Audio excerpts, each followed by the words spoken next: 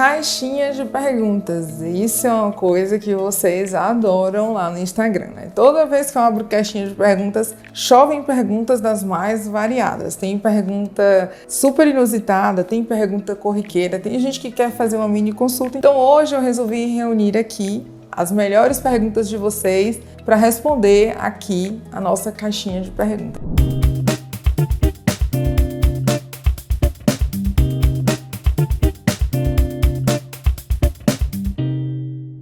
Eu sou a doutora Ana Luísa Luna, sou cirurgiã plástica. Toda semana eu trago aqui conteúdos sobre esse universo maravilhoso.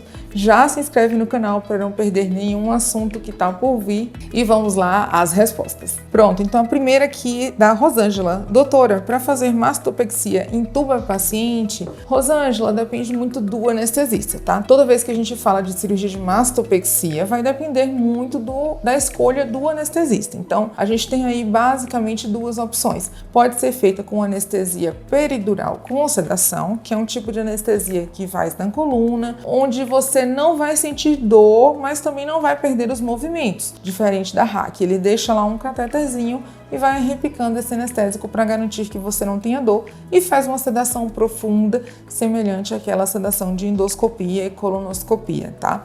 Essa é a primeira forma. Pode ser feito também com anestesia geral, onde ele vai entubar você e você vai ficar totalmente anestesiada, e aí é garantido que você realmente não vai lembrar de nada, não vai se mexer durante a cirurgia, tá?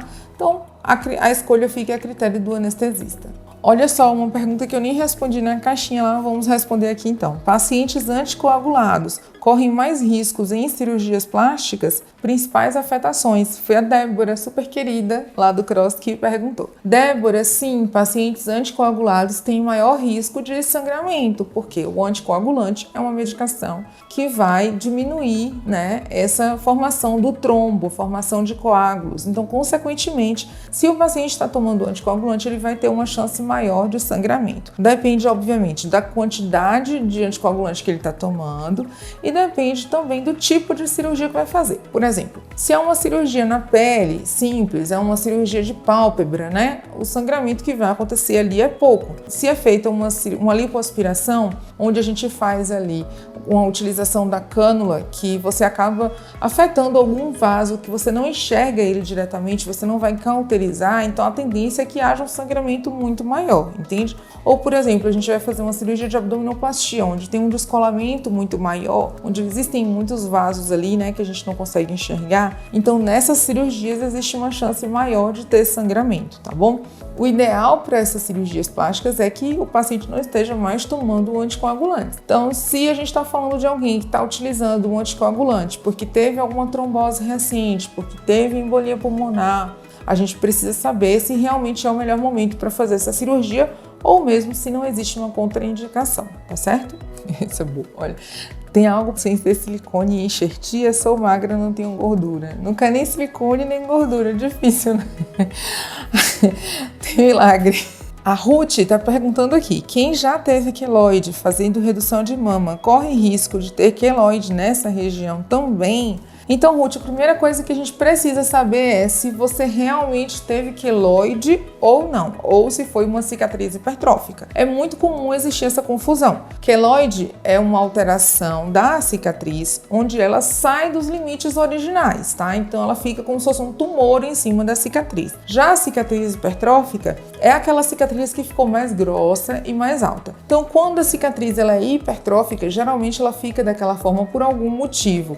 Por exemplo, teve uma infecção naquele local, ou foi uma cicatriz que ficou aberta, ou mesmo uma paciente que tem tendência a ter. Na cicatriz hipertrófica, a gente tem como controlar e como melhorar essa chance, sim, durante a mamoplastia. Agora, se você tem problema de queloide mesmo, geralmente o queloide acontece na orelha, quando perfura, na região do ombro, alguma cicatriz que aparece nas costas, aqui na região do externo, a chance de aparecer na região da mama é realmente muito grande. Então, durante a consulta, a gente consegue avaliar também isso, a presença de cicatrizes prévias. Diz para mim qual será a sua tendência em relação à cicatrização das mamas, tá bom? Com quanto tempo depois da esterectomia pode fazer silicone e lipo? Aqui quem perguntou foi a Claita. Bom, essa foi sobre esterectomia, essa pergunta, mas pode ser por diversas outras, cirurgias, depois de cirurgia de varizes, depois de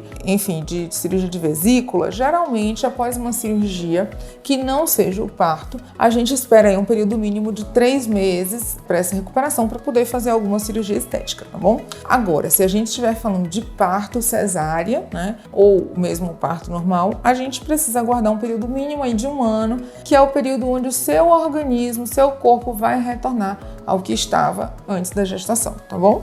Na cirurgia de mamoplastia redutora, a paciente escolhe o tamanho da mama? Essa é uma pergunta da Alane, que fez aqui no Instagram. Bom, vamos lá. Mamoplastia redutora. Eu sempre escuto o desejo da paciente. Eu preciso escutar de você. O que você quer? Tem algumas pacientes que têm muito trauma, que ficaram com mamas grandes a vida inteira e que falam assim pra mim: eu quero o menor tamanho possível, porque eu não quero mais ter esse problema desse peso no futuro. Já tem outras pacientes que falam assim: não, doutor, eu quero reduzir, porque eu quero que fique mais proporcional, mas eu quero tentar deixar um colo mais redondinho, eu quero tentar deixar ela mais preenchida. Então, o primeiro passo, eu sempre escuto o que a paciente deseja. Depois eu preciso avaliar você, avaliar a sua anatomia, avaliar a consistência da sua mama. No geral, a parte que está caída, que está abaixo das areolas, a gente precisa reduzir. E na região lateral, a gente também precisa reduzir ou remodelar. Então a gente nunca consegue deixar assim uma mama muito pequena, totalmente zerada, porque senão a gente também está prejudicando ali a circulação, a presença dos vasos sanguíneos e pode aumentar a chance de necrose da areola, tá bom? Por outro lado, eu também não posso deixar uma mama muito grande, muito pesada, senão ela vai voltar a cair e você vai continuar com todos os transtornos de uma mama grande, que é o peso nas costas, o vínculo, o sutiã. Então, realmente é uma coisa que eu consigo te dizer mais ou menos na consulta, mas eu tento sempre ouvir a necessidade de cada um. Quem já teve quadro de embolia pulmonar pós-parto pode fazer abdominoplastia? Responde, por favor, a Rita. Rita, tô respondendo então agora para você. Poder até pode, mas será que você deve fazer? Em primeiro lugar, é o seguinte, a gente tem que entender. Se você teve a embolia pulmonar após o parto sem outro fator de risco, a gente precisa saber por que ela aconteceu. Foi somente por conta da alteração hormonal da gestação? Será que você tem alguma trombofilia, que é uma tendência de ter trombose? Existe uma chance muito grande de você, no pós-operatório dessa cirurgia que a gente vai fazer, uma cirurgia plástica estética, voltar a ter uma embolia pulmonar. E a embolia pulmonar, ela pode ser leve, mas ela pode ser também grave, a ponto de você precisar ficar internada na UTI, a ponto de você precisar ficar entubada. Então, toda vez que a gente está falando de um paciente que teve de forma espontânea ou no pós-parto uma embolia pulmonar sem outra razão assim específica, a gente já fica com o pé atrás.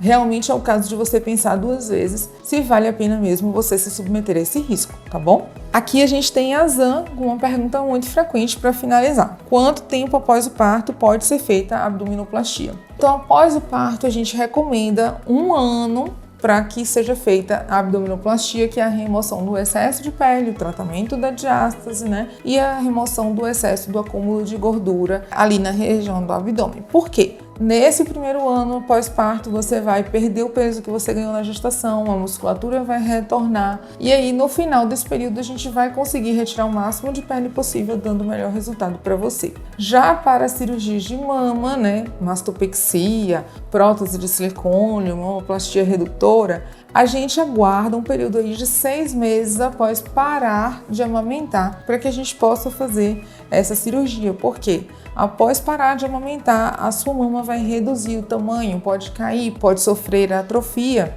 Então a gente precisa desse período para avaliar corretamente qual a cirurgia mais indicada para você, tá bom? Bom, gente, essas foram as perguntinhas de hoje, espero que vocês tenham gostado. Acompanhe-me lá no Instagram, que eu sempre estou abrindo novas caixinhas de perguntas e quem sabe a sua pergunta não vem parar aqui também no YouTube. Se você tem mais alguma dúvida, pode mandar aqui nos comentários que eu vou responder a todos. Não esquece de se inscrever no canal para não perder nenhuma novidade e também, por favor, deixa o seu like aí, deixa o joinha para a gente ficar sempre estimulado a produzir novos conteúdos. Até a próxima!